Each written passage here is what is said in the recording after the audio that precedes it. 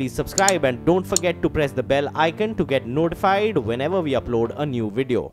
JNU के पूर्व छात्र नेता उमर खालिद पर हमले के मामले में पुलिस आरोपियों को आज दिल्ली के पटियाला हाउस कोर्ट में पेश करेगी। सूत्रों के मुताबिक आरोपियों ने पुलिस को बताया कि वो उमर पर हमला नहीं करना चाहते थे।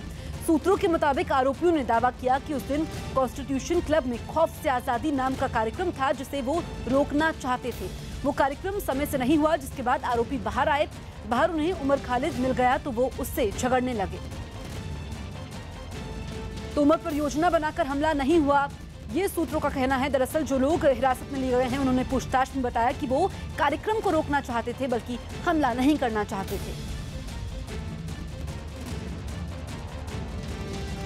राजस्थान के सीकर में सड़क पर प्रदर्शन कर रहे लोगों पर वहां मौजूद पुलिस वाले लाठियां बरसाने लगे। ये लोग कांवड़ियों से मारपीट के आरोपियों को गिरफ्तार करने की मांग को लेकर प्रदर्शन कर रहे थे, जिसकी जानकारी मिलने पर वहां पहुंचे पुलिस वालों और प्रदर्शनकारियों के बीच धक्का मुक्की शुरू हो गई, जिसके बाद पुलिस वालों ने हंगामा कर रहे लोगों पर जमकर लाठियां बरसाईं। इस दौरान वहां मौजूद पुलिस वाले कुछ लोगों को पकड़कर पीटते नजर आए।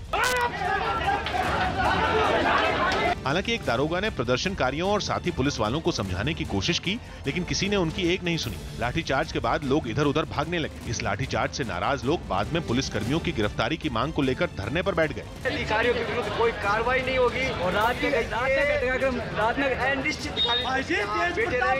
वहीं पुलिस वालों का दावा है कि बातचीत के दौरान प्रदर्शन कर रहे लोगों ने उन पर पथराव किया था, जिसके बाद लाठीचार्ज करना पड़ा। जबकि लोगों ने पुलिस पर कांवड़ियों के साथ मारपीट करने के आरोपियों पर कार्रवाई नहीं करने का आरोप लगाया।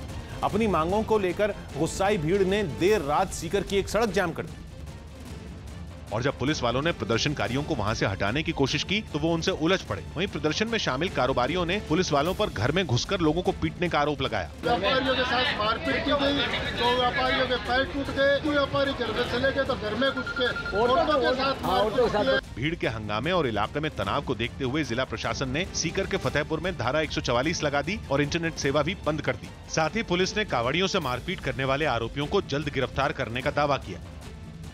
मुजफ्फरपुर रेप केस में सूत्रों के हवाले से खबर आ रही है कि 2 आरोपी महिलाएं सरकारी गवाह बनेंगी। मुख्य आरोपी ब्रजेश ठाकुर पर शिकंजा कसने के लिए सीबीआई ने 2 आरोपी महिलाओं को सरकारी गवाह बनाने की तैयारी शुरू कर दी है। इस मामले में मुख्य आरोपी ब्रजेश ठाकुर समेत कुल 10 आरोपी 12 सितंबर तक न्यायिक हिरासत में हैं। चंद्रमोहन हमारे सहयोगी फोन लाइन पर मौजूद है। चंद्रमोहन, क्या जानकारी है आपके पास? तो देखिए, सीबीआई जब से जांच कर रही है मुजफ्फरपुर रेप कांड को लेकर, तब से एक के बाद एक कई खुलासे सामने आए हैं और लगातार अभी जांच जारी है।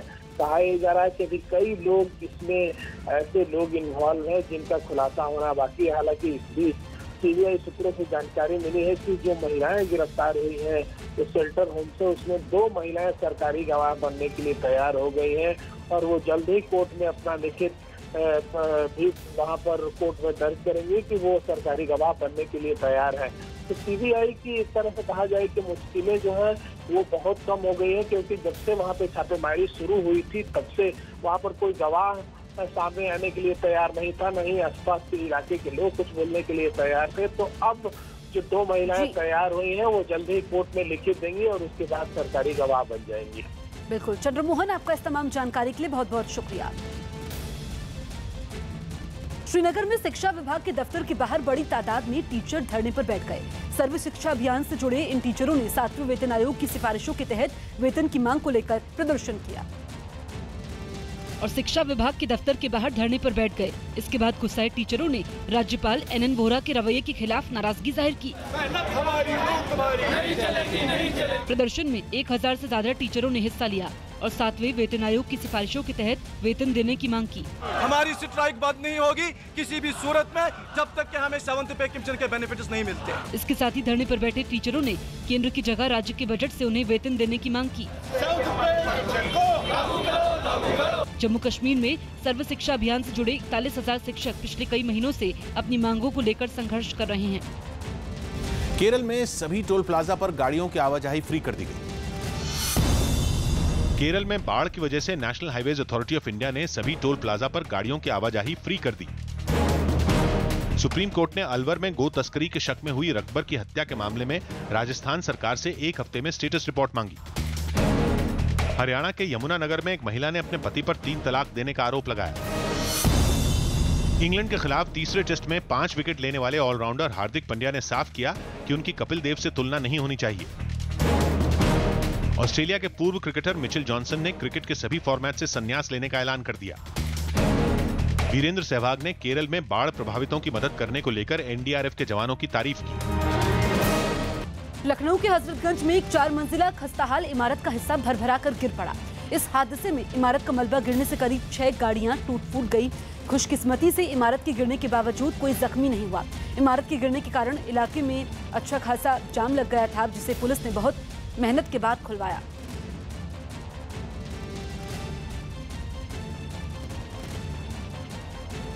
2019 का चुनाव करीब आते ही राम मंदिर के मुद्दे पर यूपी में हलचल फिर बढ़ गई। उत्तर प्रदेश के उप मुख्यमंत्री केशव प्रसाद मौर्य ने ऐलान कर दिया कि जरूरत पड़ी तो संसद में कानून बनाकर राम मंदिर बनाया जाएगा। हालांकि उन्होंने ये दलील भी दी कि दोनों पक्षों को बातचीत के जरिए मंदिर के मुद्दे पर राजी करने की कोशिश की जाएगी। देर नहीं होनी चाहिए मंदिर के मुद्दे पर, और इसका या तो जजमेंट समय से आ जाएगा या तो आपस में बातचीत के आधार पर हल होगा। तो तीसरे विकल्प के रूप में संसद में कानून बना करके भी रास्ता खुला हुआ है। लेकिन केशव प्रसाद मौर्य के बयान पर समाजवादी पार्टी ने पलटवार किया और राम मंदिर के बहाने जनता को गुमराह करने का आरोप लगा दिया। सहूलियत के अनुसार ये कानून की बात करते हैं और ये एक शगुफा है। दरअसल कुछ काम किया नहीं तो ये तरह तरह की चीजें जनता पर फेंकते हैं। वहीं सीपीएम की नेता वृंदा करात ने भी केशव प्रसाद मौर्य के बयान की निंदा की। बिहार के भोजपुर जिले में बड़ी संख्या में लोग एक महिला को बिना कपड़े के बाजार में घुमाने लगे। भीड़ ने महिला के साथ ये सलूक गांव के एक लड़के का शव मिलने के बाद किया, जिसमें मर्यादा की सारी हदें पार करते हुए लोगों ने पहले तो महिला के साथ मारपीट की, फिर उसको बिना कपड़े के बाजार में घुमा दिया। इस बीच बिहार के मुख्यमंत्री नीतीश कुमार के खिलाफ नारेबाजी भी हुई। भीड़ में शामिल कुछ लोगों ने बदहवास हालत में दिख रही महिला पर लात घूंसे भी बरसाए, जबकि बाजार में मौजूद लोग तमाशबीन बने रहे। महिला के साथ भीड़ की शर्मनाक हरकत के समय कुछ लोगों ने उसका वीडियो भी बनाया। सिर्फ यही नहीं, उग्र भीड़ ने देह व्यापार के लिए बदनाम रेड लाइट एरिया में मौजूद महिला के मकान में पहले तोड़फोड़ की, फिर उस इमारत और उसकी बाहर खड़ी मोटरसाइकिल को भी आग के हवाले कर दिया। इस पूरी घटना के समय वहां मौजूद पुलिस वाले भी तमाशबीन बने रहे, जिसकी वजह से भीड़ ने आसपास मौजूद दुकानों को भी नहीं बख्शा। क्योंकि भीड़ की हैवानियत का शिकार हुई महिला के मकान से कुछ दूर पर ही छात्र का शव रेलवे ट्रैक पर मिला। आरोपी की लड़की का शव मिलने की सूचना पर जीआरपी और पुलिस ने मामले को एक दूसरे पर टालने की कोशिश की, जिसके बाद लोगों का गुस्सा भड़क गया। भीड़ ने वहां से गुजर रही ट्रेनों पर भी पथराव किया। पत्थरबाजी के बाद पुलिस भी हरकत में आई, जिसके बाद उसने भीड़ पर काबू पाने के लिए कई राउंड हवाई फायरिंग की। इससे पहले मरने वाले छात्र के परिजनों ने बदसलूकी का शिकार हुई महिला और उसके कुछ साथियों पर लूट के बाद छात्र की हत्या का भी आरोप लगा दिया। क्या रहा था, ये लोग सोचा बाहर था मोबाइल, इसको पुलिस लेकर जान दे दिया सर। परिजनों ने छात्र की मौत की खबर से उसकी बहन की सदमे से मौत हो जाने का भी दावा किया। हालांकि पुलिस ने शुरुआती जांच के आधार पर छात्र की हत्या नहीं बल्कि हादसे से मौत होने का शक जाहिर किया। गाड़ी से गिरने से वहाँ पे उसकी मृत्यु हुई है, लेकिन पोस्टमार्टम रिपोर्ट आने के बाद ही कुछ क्लियर हो पाएगा। इस मामले में लापरवाही बरतने के आरोप में 7 पुलिस वाले सस्पेंड कर दिए गए, जबकि एक उपद्रवी को गिरफ्तार भी कर लिया गया। बिहार के भोजपुर में छात्र का शव मिलने के बाद एक महिला को बिना कपड़े के बाजार में घुमाने पर सियासत शुरू हो गई। सड़क पर भीड़ की उस हैवानियत के बहाने आरजेडी नेता तेजस्वी यादव ने राज्य की एनडीए सरकार को कटघरे में खड़ा करने की कोशिश की, जिसके लिए उन्होंने ट्वीट का सहारा लिया। ट्विटर पर तेजस्वी यादव ने बिहार में खराब कानून व्यवस्था का आरोप लगाते हुए लिखा कि माननीय मुख्यमंत्री जी, ये क्या हो रहा है मेरे बिहार में। एक महिला को नंगा कर सड़क पर दौड़ाकर पीटा गया है। कहां दुबके हुए हैं खुलासा मियां सुशील मोदी जी। आपके बिहार को महाजंगल राज और राक्षस राज में तब्दील कर दिया है। आपको सब कुछ मंगलमय दिख रहा है क्या? तेजस्वी ने महिला के साथ हैवानियत की इस घटना को समाज और बिहार के लिए भी पूरी तरह शर्मनाक करार दिया। दिल्ली में फैशन डिजाइनिंग की एक छात्रा ने रॉन्ग साइड से कार चलाकर एक महिला को कुचल दिया। दिल्ली के कनॉट प्लेस में फैशन डिजाइनिंग की एक छात्रा की कार से भीख मांगने वाली महिला के कुचलने के बाद पुलिस ने आरोपी छात्रा को गिरफ्तार कर लिया, जिसे बाद में जमानत दे दी गई। देशद्रोह आरोप झेल रहे उमर खालिद पर हमला करने वाले दोनों आरोपियों को आज पटियाला हाउस कोर्ट में पेश किया जाएगा, जिसमें एक आरोपी नवीन दलाल पर 2014 में बीजेपी दफ्तर में हंगामा करने का भी केस है। उमर खालिद हमला मामले में पुलिस सूत्रों ने दावा किया कि आरोपियों ने पूछताछ में बताया कि वो उमर खालिद के कार्यक्रम को रोकना चाहते थे, लेकिन कार्यक्रम देरी से शुरू होने पर उन्होंने उमर खालिद से झगड़ा कर लिया। राजस्थान के अबू रोड में जीआरपी ने ट्रेन में सफर कर रहे एक यात्री के पास से बरामद करीब 66 लाख रुपयों का सही हिसाब न मिलने पर उनको गिरफ्तार कर लिया। राजस्थान के बीकानेर में पुलिस ने 72,000 नशे की गोलियों के साथ एक तस्कर को गिरफ्तार कर लिया। दिल्ली के नरेला में जेल से कुछ ही दिन पहले छूट कर आए एक शख्स की उसके साथियों ने शराब पिलाने के बाद गोली मारकर हत्या कर दी। हरियाणा के भिवानी में बाइक सवार 2 बदमाशों ने सहकारी बैंक के मैनेजर और गनमैन को गोली मारकर उनसे 12 लाख रुपए लूट लिए, जिसमें बैंक मैनेजर की मौत हो गई। यूपी के गाजियाबाद में 2 बाइक सवार बदमाशों ने एक महिला डॉक्टर पर तेजाब से हमला कर दिया। आरोपी की हमला करने वाले लड़कों का महिला से किसी बात को लेकर विवाद हो गया था,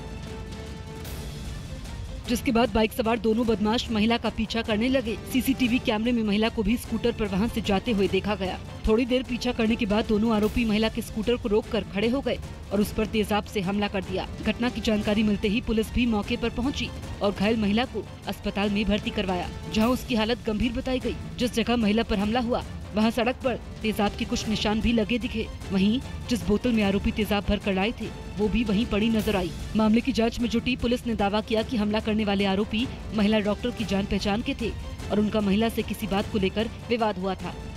पंजाब के मंत्री नवजोत सिंह सिद्धू ने पाकिस्तान के सीएम इमरान खान के शपथ ग्रहण समारोह में शामिल होने और पाकिस्तान के आर्मी चीफ से गले मिलने पर छिड़े सियासी बवाल पर कड़े तेवर दिखाए। इस मामले में बीजेपी और दूसरी पार्टियां लगातार उन पर निशाना साध रही थी, जिसके बाद नवजोत सिंह सिद्धू सामने आए और सख्त लहजे में सभी पार्टियों को जल्द जवाब देने का दावा किया। जो मैं जवाब देना होगा मैं दूंगा, सारे दूंगा। इस मामले में कांग्रेस और सिद्धू पर लगातार हमले कर रही बीजेपी ने उनके इस्तीफे की मांग कर डाली। नवजोत सिंह सिद्धू का ये बिहेवियर अब किसी मंत्री पद पे रहने लायक नहीं है। हालांकि इस सियासी घमासान में कांग्रेस अपने नेता नवजोत सिंह सिद्धू के साथ खड़ी नजर आई, लेकिन पंजाब के सीएम कैप्टन अमरिंदर सिंह ने सिद्धू के रवैये पर नाराजगी जताई, जिसके बाद बीजेपी ने भी सिद्धू पर हमला तेज कर दिया और उनके पाकिस्तानी सेनाध्यक्ष कमर बाजवा से गले मिलने को शहीदों का अपमान बताया। भारतीय सैनिकों के बलिदान को भुला दिए हैं, भारतीयता को भुला दिए हैं। सिद्धू के बचाव में उतरी कांग्रेस ने पीएम मोदी के बहाने बीजेपी पर पलटवार किया। वो डोकलाम में हमारे अंदर तक घुस आने वाले चीन के राष्ट्राध्यक्ष से झप्पी भर सकते हैं। पंजाबी प्रा ने दूसरे पंजाबी प्रा की जो है झप्पी गोली भर दी तो कौन सा अपराध हो गया। इमरान खान के शपथ ग्रहण समारोह में सिद्धू के अलावा पूर्व क्रिकेटर सुनील गावस्कर और कपिल देव को भी बुलाया गया था, लेकिन दोनों ने निजी वजहों से जाने से इनकार कर दिया था। यूपी के अलीगढ़ में शहीद दलवीर सिंह का पार्थिव शरीर उनके गांव पहुंचने के बाद बड़ी तादाद में लोग उनके समर्थन में नारे लगाने लगे। जम्मू कश्मीर की कुपवाड़ा में सीमा पर बारूदी सुरंग के विस्फोट में जवान दलवीर सिंह शहीद हो गए थे, जिसके बाद उनका पार्थिव शरीर अलीगढ़ में उनके पैतृक गांव पहुंचा, जहां लोगों ने नम आंखों से उन्हें आखिरी विदाई दी। शहीद की अंतिम यात्रा में बड़ी संख्या में लोग शामिल हुए और पाकिस्तान के खिलाफ नारेबाजी कर अपना विरोध जताया। इसके बाद सैन्य सम्मान के साथ शहीद दलवीर सिंह का अंतिम संस्कार किया गया। यूपी की योगी आदित्यनाथ सरकार ने शहीद के घरवालों को 25 लाख रुपए की आर्थिक मदद देने का ऐलान किया। उत्तराखंड के मुख्यमंत्री त्रिवेंद्र सिंह रावत ने राज्य में खाली पड़े गांवों को दोबारा बसाने की योजना का ऐलान किया। इसके लिए उत्तराखंड सरकार 700 से अधिक घोस्ट विलेजेस यानी पलायन की वजह से वीरान हो चुके गांवों को फिर से बसाने की योजना बनाएगी। इस योजना के तहत खाली पड़े 700 गांवों की जमीनों का अधिग्रहण किया जाएगा और बंजर हो रही जमीनों को उद्योगपतियों और निवेशकों को दिया जाएगा, ताकि उन जमीनों का इस्तेमाल दवा में इस्तेमाल होने वाले पौधों की खेती और बागवानी के लिए किया जा सके। सरकार की योजना इन गांवों को पर्यटन स्थल के तौर पर विकसित करने की भी है। इसके अलावा प्राकृतिक आपदा की चपेट में आए 350 गांवों का भी पुनर्वास किया जाएगा।